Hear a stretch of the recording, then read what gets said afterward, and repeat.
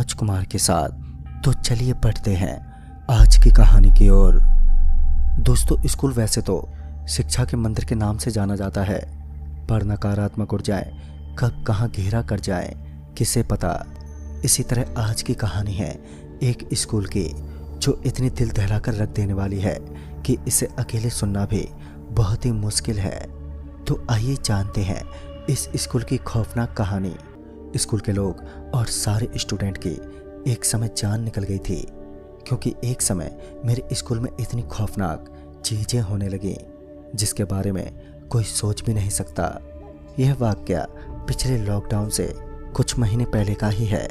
यह स्कूल जब बना था उससे पहले इतना बड़ा और शानदार दूसरा कोई स्कूल आसपास के इलाके में नहीं था। यह स्कूल सन 2017 में ही बना था। इस स्कूल के निर्माण के बाद काफ़ी स्टूडेंट ने यहाँ दाखिला लिया था और उनमें से एक मैं भी था। स्कूल के शुरुआती दिन काफ़ी अच्छे रहे। मैं उस समय 8वीं कक्षा में पढ़ता था और शुरू के दिनों में सब कुछ ठीक था, पर एक दिन जो हुआ उसने सबको अंदर से हिलाकर रख दिया। एक दिन की बात है, 9वीं क्लास के 2 लड़के ऊपर टेरेस पर गए थे। दोनों शायद घूम रहे थे और उन दोनों में से ही एक लड़का नीचे उतर रहा था। वो अभी सीढ़ियों पर ही था कि उसने एक चीख सुनी।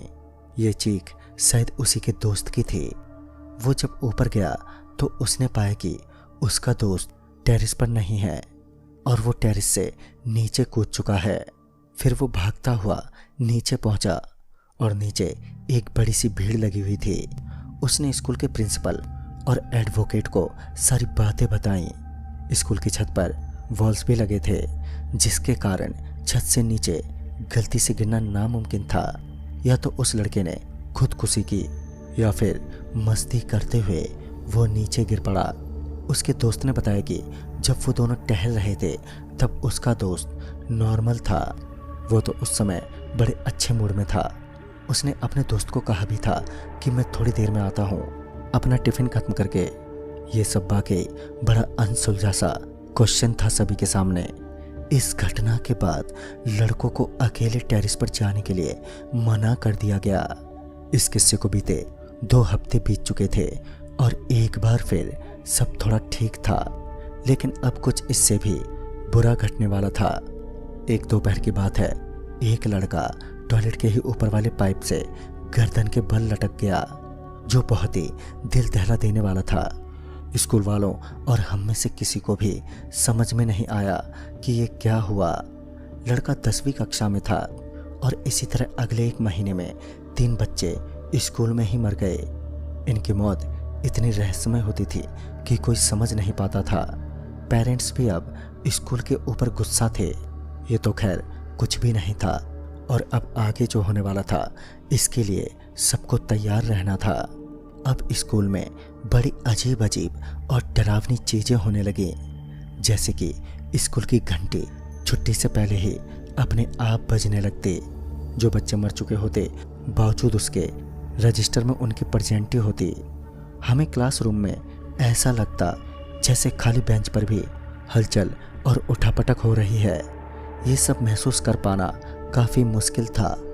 स्कूल वाले भी काफ़ी परेशान थे।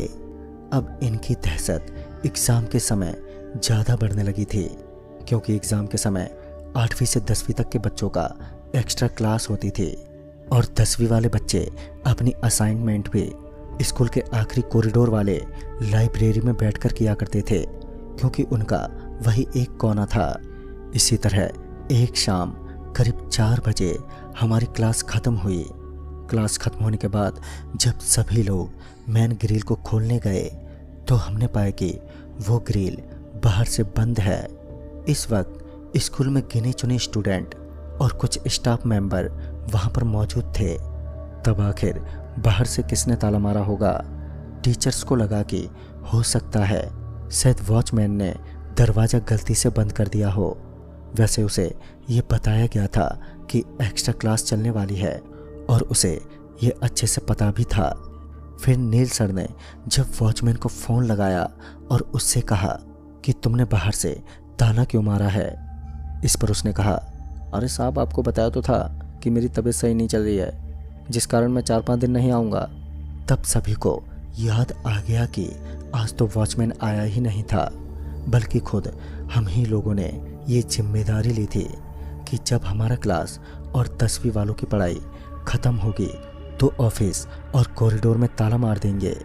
अब हम लोग काफ़ी ज़्यादा हैरान थे कि आखिर ये क्या हुआ था। शाम भी ढलने की कगार पर थी और नेटवर्क गायब थे। वैसे भी हमारे साथ टीचर्स थे, जिस वजह से किसी को ज़्यादा घबराने की ज़रूरत नहीं थी। हम लोगों को टीचर्स ने कहा कि आप लोग ऊपर वाले फ्लोर पर ही रहें, तब तक वो कुछ करते हैं। टीचर्स ने लगातार पेरेंट्स या किसी को फ़ोन करने की कोशिश की, पर कोई फ़ायदा नहीं हुआ। हम लोग ऊपर ही इसी तरह इंतज़ार करते रहे। अब शाम रात में बदल रही थी, क्योंकि सबसे ऊपर वाली खिड़की से बाहर का नज़ारा अब थोड़ा अंधेरे में परिवर्तित हो रहा था। स्कूल के कमरों की लाइट्स जल रही थी, बस इसी कारण अंदर से थोड़ा बेहतर लग रहा था। लेकिन ये भी बस कुछ ही पल की राहत थी। फिर थोड़ी देर में नीचे मौजूद स्टाफ और टीचर्स ऊपर आ गए और उन्होंने कहा कि कैंटीन से उनके लिए खाने की व्यवस्था हो जाएगी। तब तक सब एक ही क्लासरूम में बैठे रहें, वो कुछ देखते हैं। इतना कहने की ही देरी थी कि पूरे स्कूल की लाइट अचानक से गायब हो गई। अब डर का असली खेल शुरू हो रहा था। हम लोग क्लासरूम में बैठे थे और टीचर्स ने कहा था कि वो नीचे कंपार्टमेंट वाले दरवाजे को तोड़ने की कोशिश करने जा रहे हैं। उनके जाने के बाद हम कुछ स्टूडेंट्स क्लासरूम में बैठे रहे। आधा घंटा बीत गया, पर लाइट और टीचर्स दोनों का ही कोई अता पता नहीं था। तभी पता नहीं हमें क्या सूझा कि हम लोग इस खतरनाक समय को भी मजे के तौर पर लेने लगे। मेरा एक दोस्त बोला, चलो भूत का कोई गेम खेलते हैं यार, किसमें कितनी हिम्मत है जो अभी नीचे जाकर वापस आए। जो ऐसा करेगा उसे सब लोग 10-10 रुपए देंगे। इस पर कुछ गिने चुने लोग तैयार भी हो गए। अनमोल नाम का लड़का, जो शायद 10वीं में था, वो उठा और बोला, तुम लोग 10-10 रुपए रेडी रखो, मैं तुरंत गया और आया। इतना कहकर वो क्लास से निकलता हुआ नीचे चला गया। सबके मन में रोमांच था और उस वक्त शाम के 7 बज रहे थे। 20 मिनट बीत जाने के बाद भी अनमोल नहीं लौटा। इस पर 2-4 लोग क्लास से बाहर निकलने की सोच रहे थे और वो लोग बाहर आकर अनमोल को लगातार आवाज़ देने लगे, पर आवाज़ देने पर कोई फर्क नहीं पड़ा। वो लोग अभी पीछे मुड़े ही थे कि हल्की सिसकियां लेता हुआ उन्हें उनका नाम सुनाई दिया। पीछे जिसने नाम लिया था वो कोई और नहीं बल्कि अनमोल था। क्लास के सभी लोग उसे देखकर हैरान रह गए, क्योंकि अभी जब सबने नीचे टॉर्च मारी थी तब अनमोल का कुछ अता पता नहीं था। पर अचानक से बिजली की रफ्तार से अनमोल कैसे हाजिर हो गया। पर वो इस बार बेंच पर आकर एक कोने में चुपचाप बैठ गया। सबको थोड़ा अजीब लगा, क्योंकि इतना बड़बड़ करने वाला लड़का अचानक इतना शांत कैसे हो गया। पर सच्चाई तो कुछ और ही थी। उसने 10 रुपए भी किसी से नहीं मांगे। फिर इसके बाद सब बातचीत में व्यस्त हो गए, पर तभी एक आवाज ने सबकी हालत खराब कर दी। बाहर से हमने एक आवाज सुनी, बचाओ बचाओ। ये आवाज बहुत गहरी और खौफ से भरी थी। तभी एक लड़का दरवाजे तक पहुंचा तो हमने देखा ये तो अनमोल था। फिर अभी जो थोड़ी देर पहले यहाँ पर था वो कौन था। हम लोगों ने जब उस कोने में नजर घुमाई तो पाए कि वो कोना तो खाली है। मतलब ये सब क्या था फिर, क्योंकि एक साथ इतने लोगों को तो वहम नहीं हो सकता था और सभी लोग काफ़ी घबराए हुए थे। लेकिन उस कोने के जो ऊपर एक ट्यूबलाइट लगी थी वो अब हल्की हल्की बंद चालू हो रही थी, जिससे दीवार पर एक परछाई बन रही थी। ऐसा लग रहा था जैसे कोने में सच में कोई बैठा हो, पर असल में वहाँ पर कोई भी नहीं था। अनमोल डरते डरते सबको बताने लगा कि नीचे टंकी से वापस आते वक्त वो टॉयलेट में गया था। वहाँ उसने देखा कि एक लड़का टंकी पर चढ़ के मस्ती कर रहा है। अचानक से टंकी से बंधे रस्सी में वो लड़का फंस गया और फिर उसका गला उसमें अटक गया। टंकी से इतने समय तक फंसे रहने के कारण उस लड़के ने तड़प तड़प कर दम तोड़ दिया। तभी अनमोल को किसी ने झटका दिया। जिससे वो होश में आ गया। वो अंदर से बुरी तरह से कांप रहा था और उसे अब वही लड़का ऊपर की तरफ खींच रहा था। पर किसी तरह अनमोल ने समय रहते ही भागना शुरू किया और बड़ी मुश्किल से वो बच पाया। वो इतना ही कह रहा था कि दरवाज़ा अपने आप बाहर से बंद हो गया और ये सुनते ही अब क्लास के सभी लोग और भी ज़्यादा डर गए। क्लासरूम की लाइट चालू बंद हो रही थी। बेंच अपने आप जगह बदल रहे थे और खिड़की के बाहर से तेज हवा आ रही थी। बहुत ही कोहरा अंधेरा था, जिस कारण एक दूसरे को भी देखना बहुत मुश्किल हो गया था। तभी हमने देखा कि क्लासरूम के अल्बेस्टर पर एक लड़का सिसक रहा है। वो किसी छिपकली के जैसा सिसक रहा था और तो और पता नहीं कैसे उसका चेहरा चमक रहा था, जिसको हमने अपनी खुली आंखों से देखा था। फिर हम दरवाजे को खोलने की कोशिश करने लगे, पर दरवाज़ा तो जैसे खुलने का नाम ही नहीं ले रहा था। और उस वक्त लाइट भी नहीं थी और बावजूद इसके कमरे का पंखा घूम रहा था। वो डरावना सा दिखने वाला लड़का कभी गायब हो जाता तो कभी कहीं पर बैठा दिखता। तभी दरवाजे पर जोरों से खटखटाहट होने लगी। सबने हिम्मत करके दरवाजे को पुल किया और तब कहीं जाकर वो दरवाज़ा खुला। तभी हमने पाया कि दरवाजे के बाहर हमारे पेरेंट्स और टीचर्स थे, जिन्हें देखकर हमें राहत मिली।